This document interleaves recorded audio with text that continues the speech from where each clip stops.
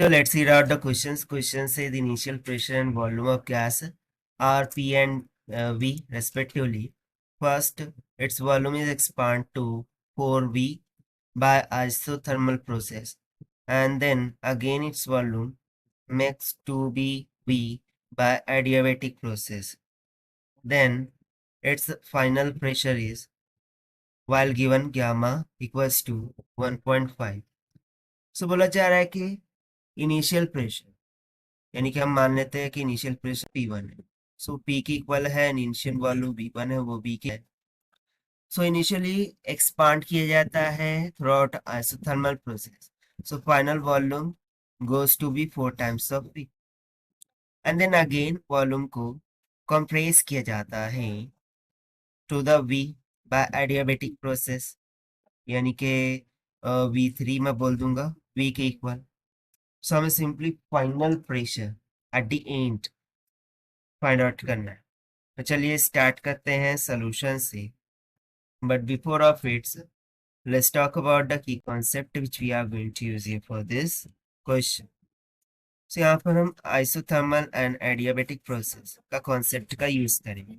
So in isothermal process we remember that the equation PV is equals to constant होता है, जहाँ पर P is pressure, V volume.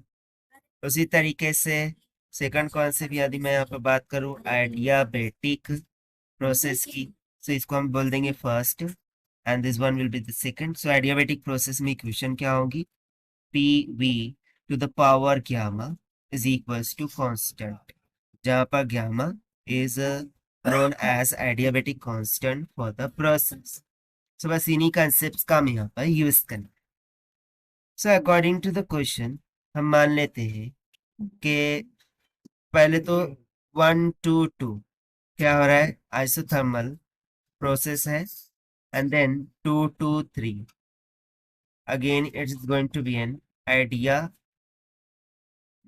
process. ठीक है, इस तरीके से.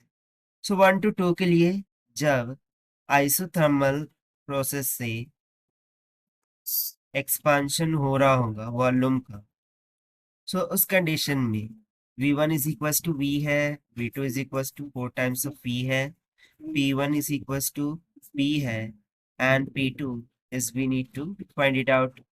सो हम सिंपली इक्वेशन लगा देंगे कि P1 V1 is equals to P2 V2.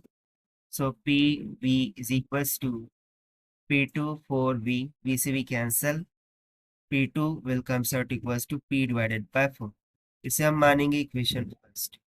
इस तरीके से जब हम एडियाबेटिक प्रोसेस में अगेन उसका कंप्रेशन कर रहे होंगे, तो इन एडियाबेटिक प्रोसेस अब जो है तो वॉल्यूम इनिशियल वॉल्यूम हो जाएगा V2 जो कि है 4V, एंड फाइनल वॉल्यूम हो जाएगा V3 जो कि है V के इक्वल.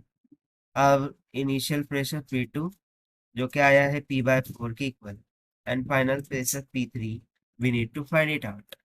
सब हम इक्वेशन लगाएंगे कि PV यानी कि P1 V1 power gamma, sorry P2 V2 power gamma is equals to P3 V3 power gamma. ठीक है, इस तरीके से. सो यदि मुझे यहाँ से फाइनल प्रेशर P3 निकालना है, सो I would say P3 is equals to P2 कितना आया था? P divided by 4 multiply by, और यहाँ पर V2 बाय V3. सो V2 है 4V, V3 है V, और इसका पावर गामा कॉमन करनी, V से V कैंसिल. सो ये हो जाएगा P divided by 4 multiply by 4 को हम 2 टू द पावर 2 लिख सकते हैं ना. इफ सी गामा का वैल्यू कितना दिया है? 1.5. 1.5 मीन्स टू से 3/2. सो यहाँ पर हम गामा का वैल्यू रख देंगे 3/2. फिर 2 से 2 कैंसिल, 2 का क्यूब हो गया, 2 क्यूब मीन्स 8.